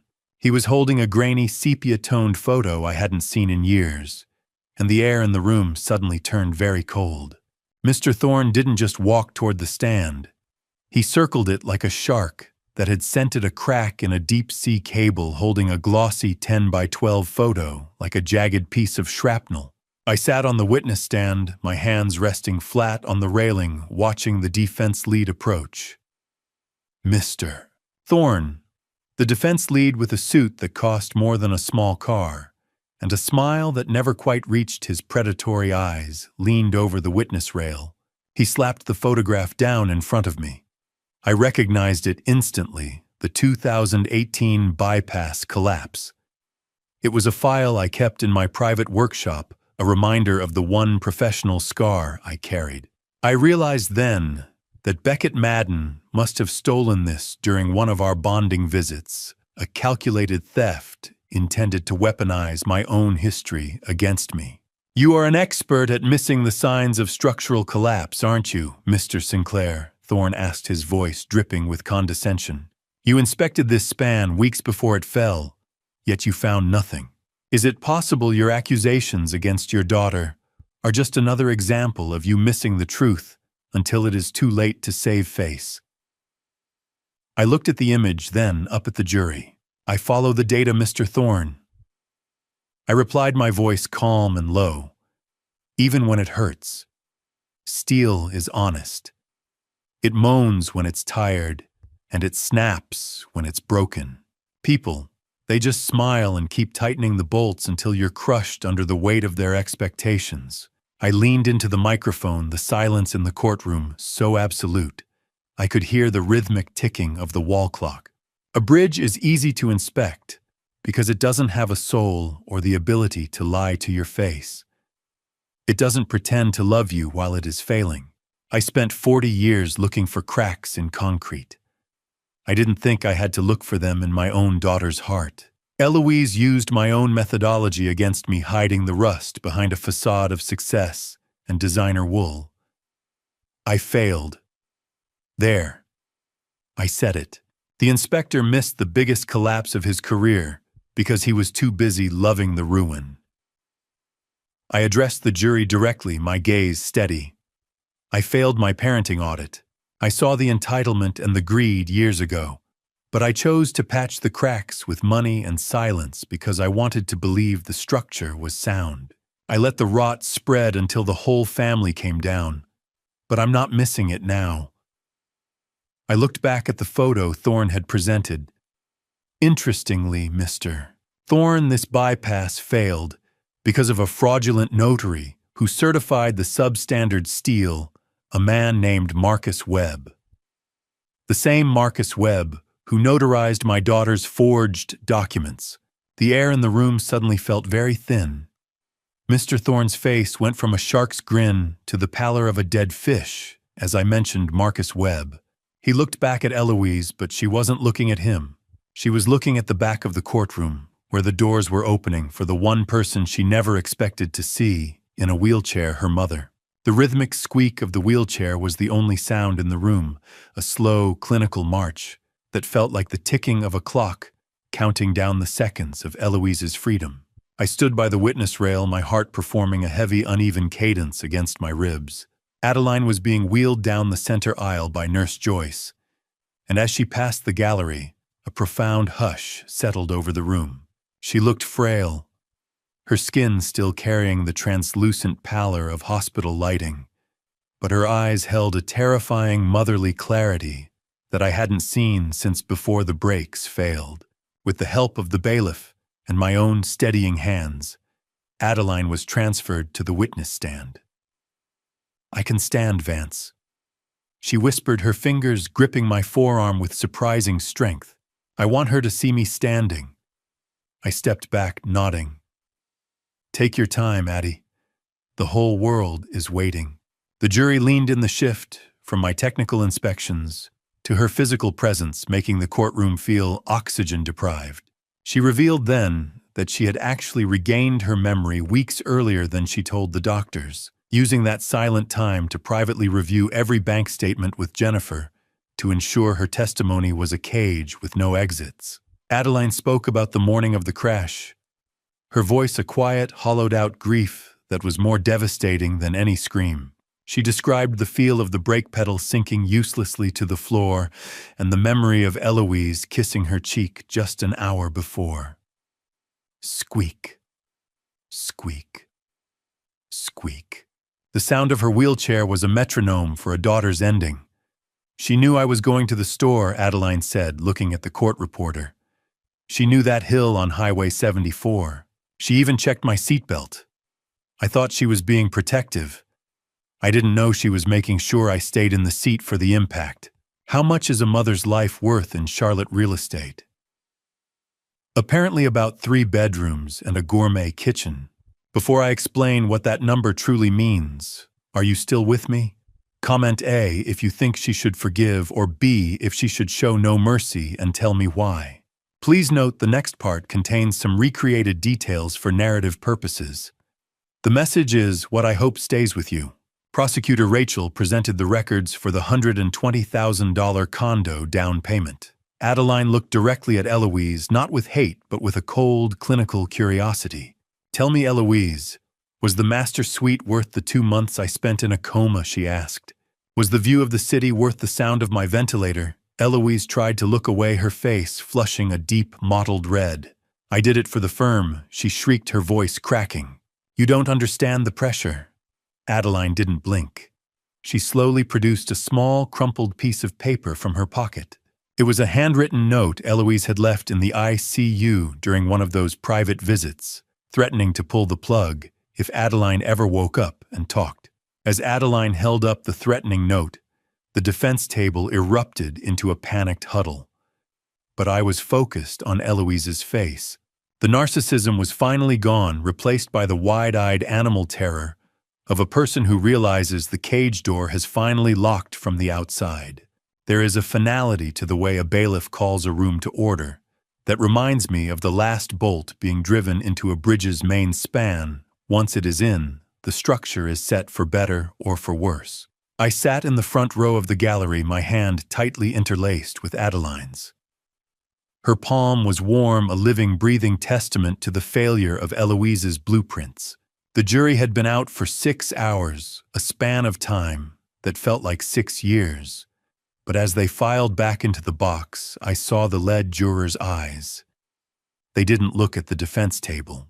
They looked at Adeline. The foreman stood clearing his throat into a silence so thick it felt pressurized. On the count of attempted first-degree murder, we find the defendant guilty. The word fell like a heavy stone into a deep pool. Guilty on all 7 counts. I felt Adeline's grip tighten until it was almost painful. It is over, Vance. She whispered, her voice a fragile but unbroken thread. The bridge finally held. Eloise sat perfectly still, her designer suit suddenly looking like a costume that no longer fit. Her face was a mask of shock as the legal reality finally overrode her narcissistic delusions. As she was being led away in handcuffs, she tried to lunge toward Adeline, her lips forming a frantic, silent plea for one last manipulation. A deputy stepped between them, physically enforcing the restraining order and marking the first time in her life that she could not claw her way into her mother's space. Judge Miller didn't hesitate during the sentencing phase. He spoke of the calculating, predatory nature of the crime, his voice echoing off the high marble walls. 45 years, he announced, the gavel striking the wood with the sound of a closing cell door. You used your intelligence to build a cage for your parents. Now you will live in one built by the state. 45. A lifetime. The exact amount of time it takes for a legacy to turn to dust. Eloise finally broke, but not in remorse. She screamed about the unfairness of the system and how she was an artist, an entrepreneur meant for greatness. I watched as she was led through the side door, her voice fading into the bowels of the courthouse until there was nothing left but the hum of the air conditioner. I helped Adeline out of her seat, my movements slow and careful. We declined to give a statement to the press, walking past the flashing cameras in a shared, dignified silence. The sun was too bright, the air too cold, and the world too loud. It was the most beautiful day I had ever seen. We reached the courthouse steps and stopped for a moment to breathe the crisp November air. I reached into my pocket and found a small, forgotten drawing Eloise had made as a child, a crude, colorful sketch of a bridge. I looked at it for a heartbeat, then left it on the courtroom bench as we walked away. It was my final release of the daughter I thought I knew. Where to now? Vance Adeline asked, her eyes finding mine. Home, Addie, I replied, the word feeling structurally sound for the first time in a year. Just home. I gripped her hand as we reached the bottom step, the metal of her wedding ring cold against my palm. We were bankrupt, we were scarred, and we were older. But a bridge doesn't just connect 2 points. It survives the weight of what passes over it. I didn't reach for my toolbox to fix a leak or a squeaky hinge. I reached for it because it was time to perform a controlled demolition on the memory of the woman who nearly buried us. A week had passed since the heavy thud of the gavel signaled the end of the trial. But standing in the foyer of our home in Matthews, I could still feel the stagnant energy of Eloise's betrayal clinging to the walls like soot. Adeline stood beside me, her hand resting on the banister, her gaze fixed on the guest room door. That was the room Eloise had turned into her personal sanctuary, a space filled with items we now knew were bought with our own hijacked savings. Every time I look at that vanity, I see her practicing her signature. Vance Adeline said, her voice quiet but devoid of the old tremor. Then the vanity goes first, I replied, gripping the handle of my pry bar. We are reclaiming the square footage. As I began to disassemble the heavy oak piece, I found a floorboard Eloise had loosened near the corner. Taped to the underside was a spare key to the local safe deposit box I thought was secured. She had been planning one last sweep before the crash. The level of premeditated parasitism was breathtaking, yet I felt a strange clinical efficiency as I worked as if I were removing asbestos from a basement. Stripped, the room looked bigger without the lies. It looked honest. We spent the afternoon bagging up the remnants of her high society life. Her designer clothes, her abandoned sketchbooks, and the silk scarves were piled into black contractor bags. Adeline found hidden credit card statements tucked deep in the closet, more paper trails of the long con. These silk scarves could pay for a month of groceries for a family at the shelter, Addie said, smoothing a piece of blue fabric.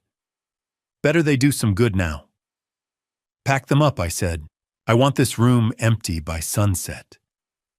We worked in a rhythmic, dignified silence, stripping away the designer wallpaper she had insisted on, a cold, metallic gray that had always felt like a tomb.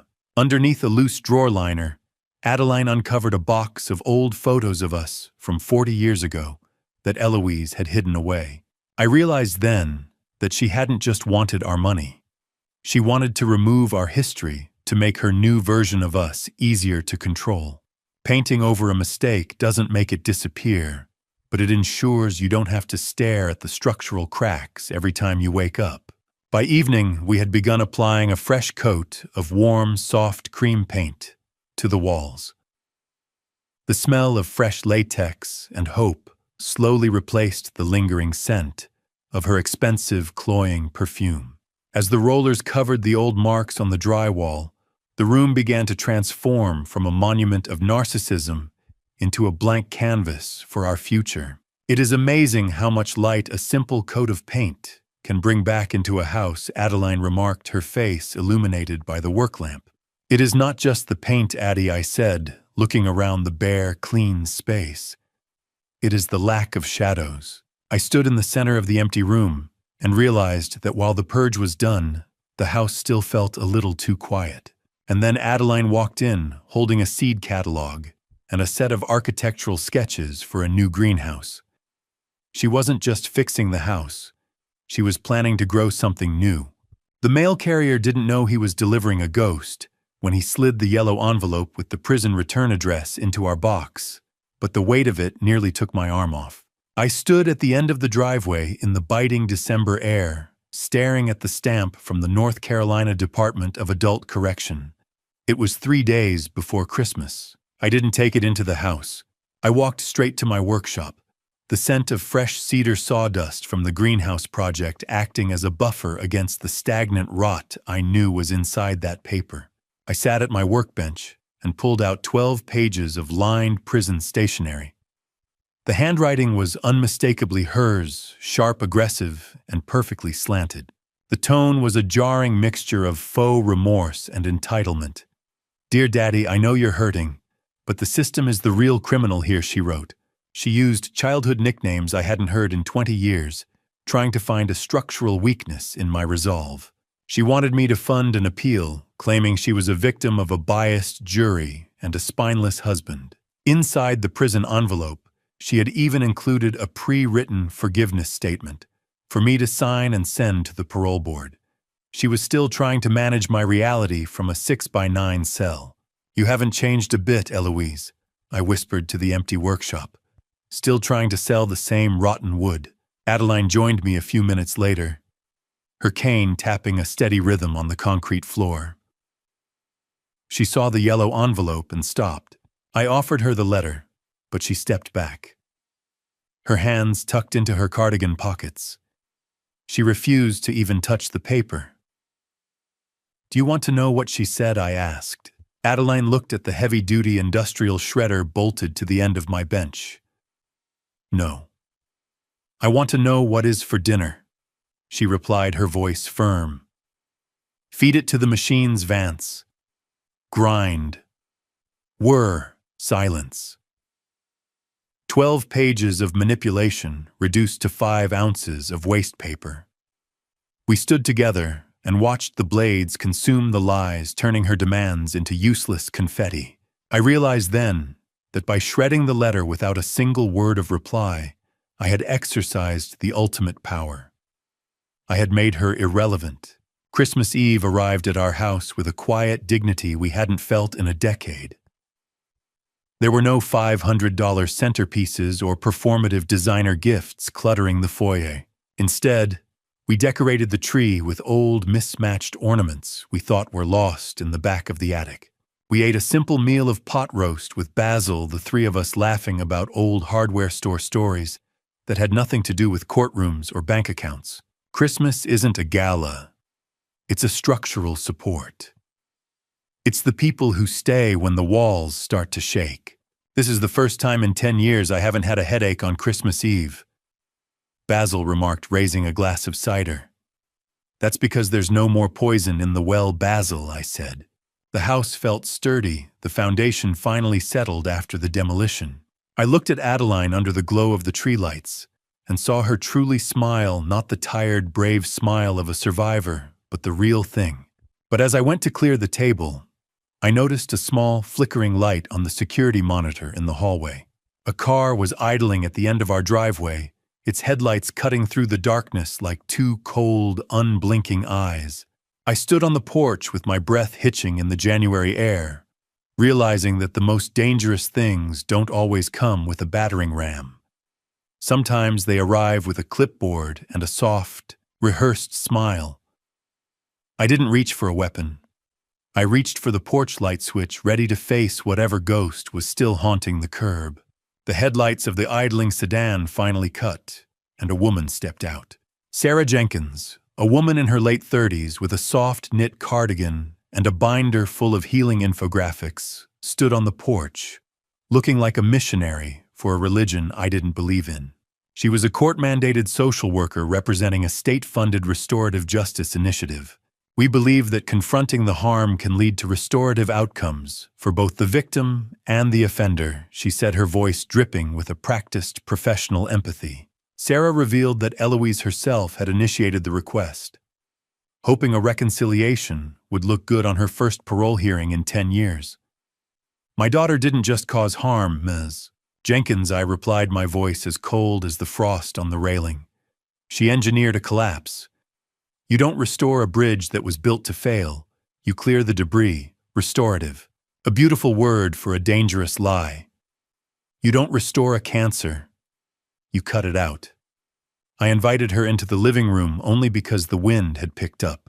Adeline joined us, her movements slow, but her presence unyielding.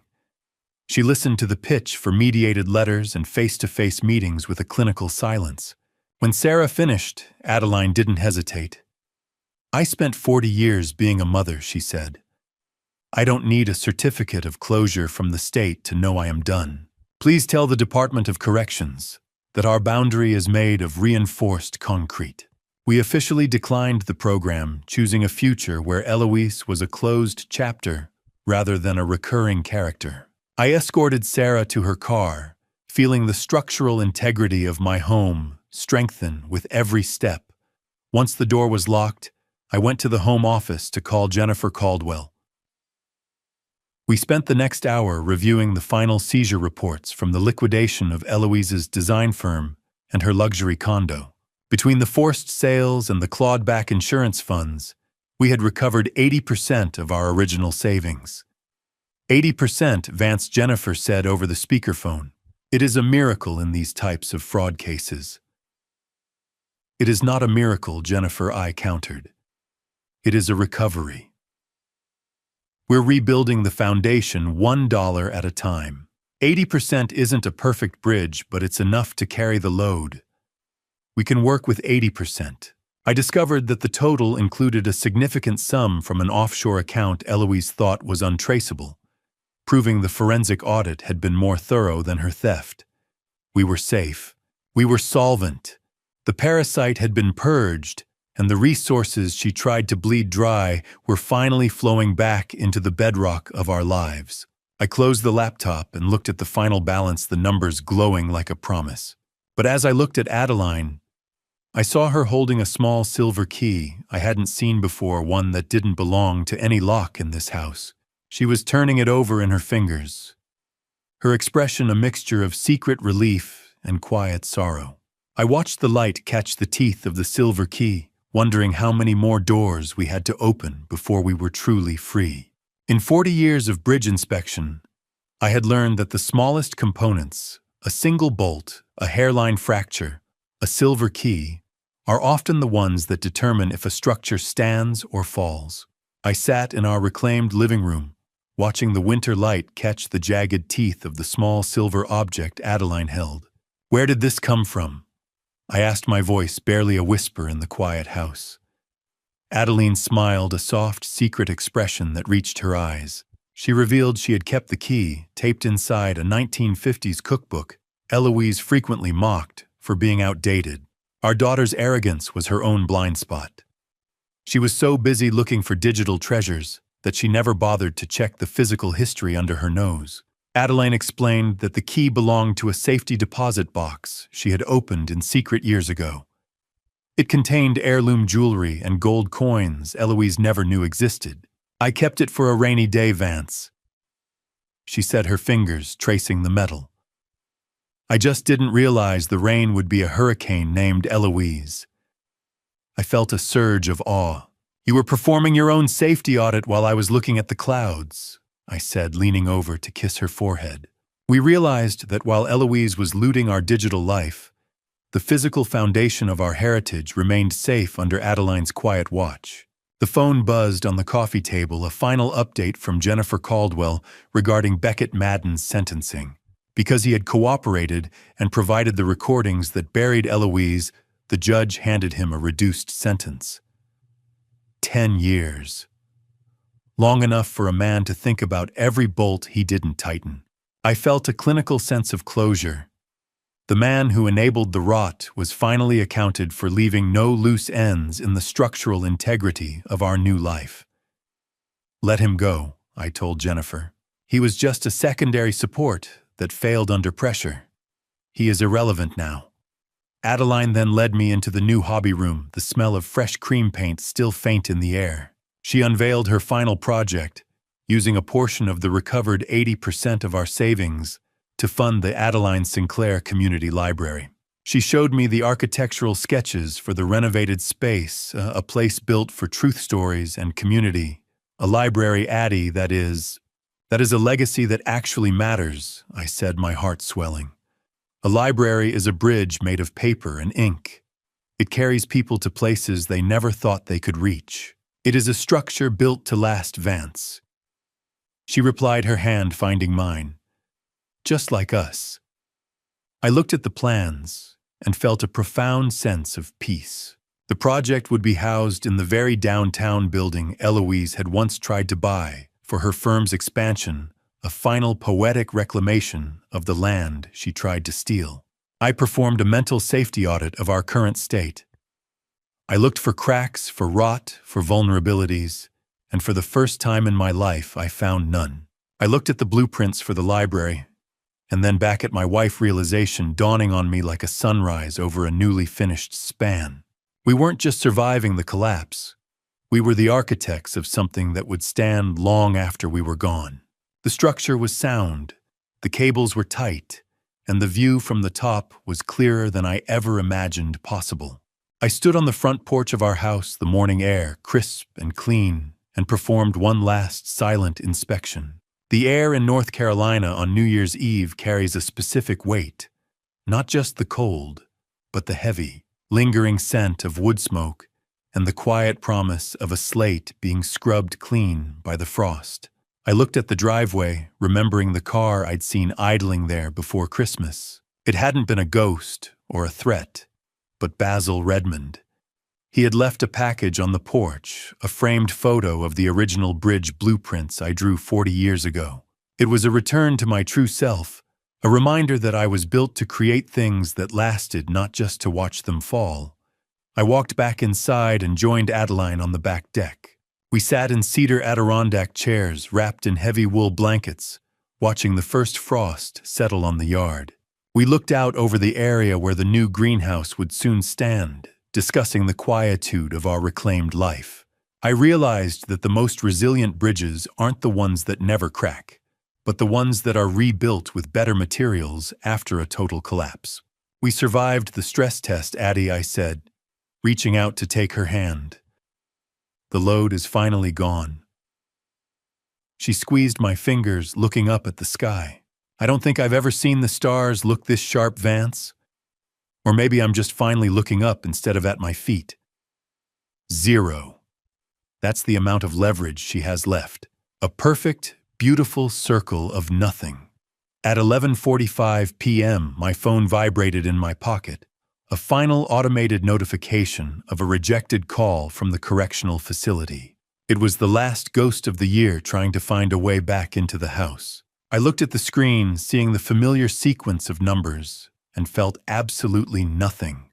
No rage, no pity, just the clinical observation of a dead signal. Still calling, even at the end of the world, I remarked. Adeline didn't even look over. Let it ring out into the cold, Vance. There is no one here to pick up anymore. Time is the ultimate inspector. It wears down the weak and polishes the strong until only the truth is left standing in the morning light. The clock struck midnight in the distance, signaled by a few stray fireworks from the neighbors that blossomed like fireflowers over the tree line. I took my phone, navigated to the settings, and permanently deactivated the line associated with the jail calls, effectively cutting the last digital wire. I found a final unread text from Beckett Madden sent from his processing center. She never deserved you. I deleted it without a second thought. Silence was the only power I needed now. I poured 2 glasses of sparkling cider, and we shared a quiet toast, looking toward the dark yard, where the library blueprints would soon become a reality in the spring sunshine. Happy New Year, Addie. The audit is complete. To the New Year, Vance, she replied, her eyes reflecting the porch light. To a house that finally stands on its own.